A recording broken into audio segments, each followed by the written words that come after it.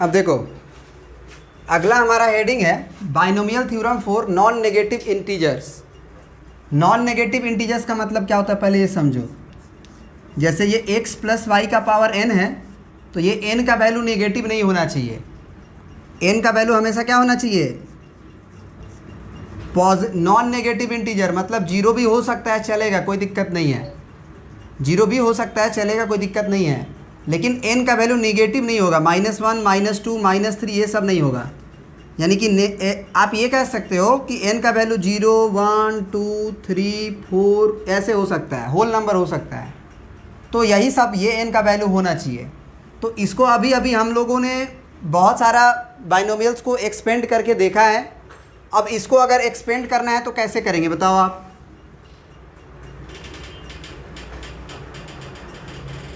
आपको याद है ना कि अगर पावर n है तो शुरुआत कहाँ से होगा? NC 0 से। और जो पहला है प्लस के पहले पहला, उसका पावर घटेगा दोनों में से n-0, और y का जो पावर है सेकेंड वाला, उसका पावर c का लोअर सफिक्स 0। ये बार बार लिखो आप, जितनी बार लिखोगे उतनी बार प्रैक्टिस होगा। अभी तक हम कितनी बार लिख चुके हैं, और आप नहीं लिखोगे तो बार बार हमें लिखना पड़ेगा ताकि आप लिख पाओ। इसीलिए हम बोल रहे हैं कि आप बहुत बार इसे लिखो। 10C 0 है, 10C 1 लिखेंगे आप, x भी लिख देंगे, y भी लिख देंगे। y का पावर c का लोअर सफिक्स और x का पावर, दोनों का डिफरेंस 9, सॉरी 10 तो नहीं लिखेंगे, अभी 10 थोड़ी है, n है ना, तो NC 1 होगा, और यहाँ पे आपका n-1 होगा। फिर उसी तरह से NC 2 होगा, x के ऊपर पावर n-2, y के पावर c का lower suffix plus dot dot dot. फिर आप लास्ट में लिखोगे क्या बताओ आप? NCn, x के पावर नहीं ले होगा, 0 हो जाएगा। तो अब तो वो समझ ही गए हो कि x का पावर 0 हो गया, केवल y का पावर बचेगा, और y का पावर n जाएगा, क्योंकि वो c का लोअर सफिक्स जाता है। समझ में आई बात? अब यहाँ पे ना, यहाँ पे एक बात पकड़ने की ज़रूरत है तुम्हें। एक काम करते हैं, एक बात पकड़ने की ज़रूरत है, यहीं पे लिख देते हैं NCn और y का पावर n, यहाँ पे लिख देते हैं लास्ट में डॉट डॉट के बाद। यहाँ पे बात पकड़ने की ज़रूरत है कि जनरल टर्म क्या होगा। जनरल टर्म क्या होगा? जनरल टर्म का मतलब हो गया कि अगर हम मान लीजिए कि 10वां टर्म लिखना चाहते हैं, इसका 10वां टर्म लिखना चाहते हैं, तो तुम ज़रा सोच के बताओ कि इसका 10वां टर्म क्या होगा। ये इसका क्या है? फर्स्ट टर्म है ये पूरा, प्लस के बाद ये क्या है? सेकेंड टर्म है, प्लस के बाद ये क्या है? थर्ड टर्म है। इसी तरह से आपका ये एनवा टर्म है कि ज़रा बताओ ये कौन सा टर्म है? अगर हम पूछे कि ये वाला कौन सा टर्म है, एनवा टर्म है कि n+1वां टर्म है?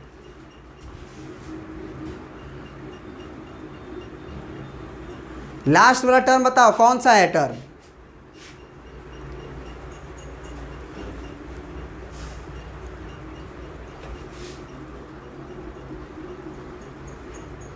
बताओ जल्दी।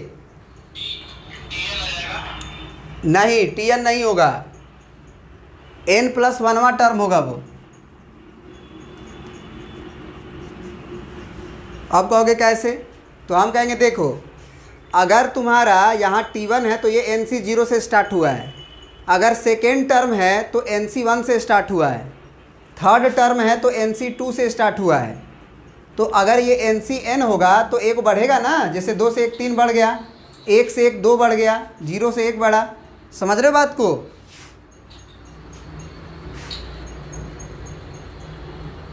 बात समझ रहे हो? तो यहाँ से ये ऑब्जर्व करने की ज़रूरत है ना कि x प्लस वाई का पावर n में n गो टर्म नहीं होता है। आपको पिछले क्लास में भी बताए थे, क्या गो टर्म होता है? पावर जितना रहेगा उससे एक ज़्यादा। तो यानी कि n टर्म नहीं होगा, इसमें n+1 टर्म होगा, क्योंकि शुरुआत NC 0 से हो गया है ना।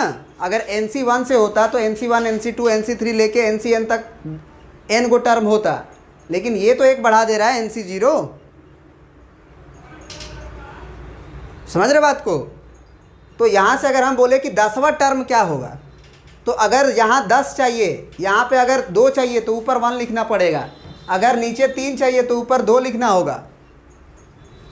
यानी कि अगर 10 चाहिए तो हम क्या लिखेंगे यहाँ, NC 9 लिखेंगे। बंद कर दो तो ये हम बंद कर दो। अब ये तो बात पक्की है कि अगर NC 9 लिख दिए हैं तो पहला के ऊपर पावर दोनों का गैप होता है n-9, उसको देखने की ज़रूरत नहीं, हम जानते हैं कि NC 9 हो जाएगा। और जो सेकेंड टर्म है y, उसका पावर c का लोअर सफिक्स हो जाएगा। ऊपर उठा के थोड़ा सा, समझ में आ रहा बात? अब हमको मान लीजिए कि अगर आपका T4th टर्म लिखना होगा, चौथा टर्म, तो अगर चौथा टर्म लिखना होगा तो हम पहले क्या लिखेंगे, NC 3 लिखेंगे। और ये तो बात पक्की है कि x के पावर क्या जाएगा, दोनों का गैप n-3, और y पे पावर 3। तो इसका मतलब तो यही हुआ ना कि कोई भी अगर टर्म आपको लिखना है, जैसे 50वां टर्म लिखना है, 50वां टर्म अगर आपको लिखना है तो आप क्या करोगे, NC 49 लिखोगे, क्योंकि शुरुआत किससे हो जा रही है, NC 0 से। NC 0 ही आपका पहला टर्म हो जा रहा है। तो जब 50वां टर्म पे जाओगे तुम, तो 0 से ना स्टार्ट हुए होगे। तो जब 0 से स्टार्ट हुए होगे तो 49 पे ही ना रुकना पड़ेगा तुम्हें 50वां टर्म के लिए। समझ रहे हो बात को? तो ये NC 49 हो गया, और x का पावर n-49 और y का पावर 49। तो इसका मतलब जनरल टर्म का फॉर्मूला क्या लिखें, r+1 अगर लिखेंगे हम, मान के चलो TR+1, तो ये क्या हो जाएगा बताओ तो आप हमें। अब NCR हो जाएगा।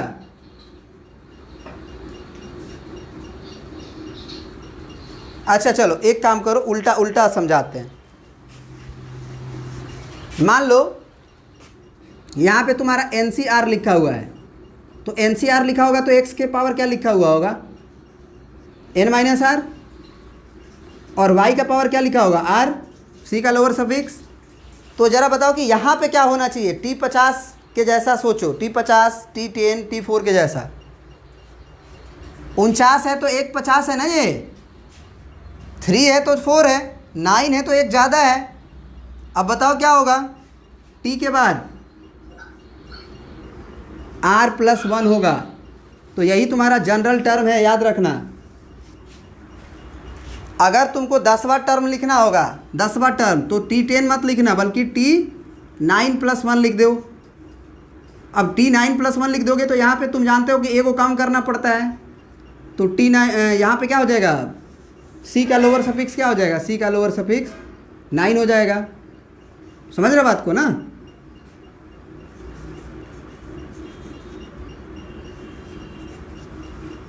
कोई दिक्कत? तो ये हो गया तुम्हारा जनरल टर्म का formula. This is your general term का फार्मूला। जो टर्म निकालना होगा उससे ए को पहले रहेंगे, ठीक है।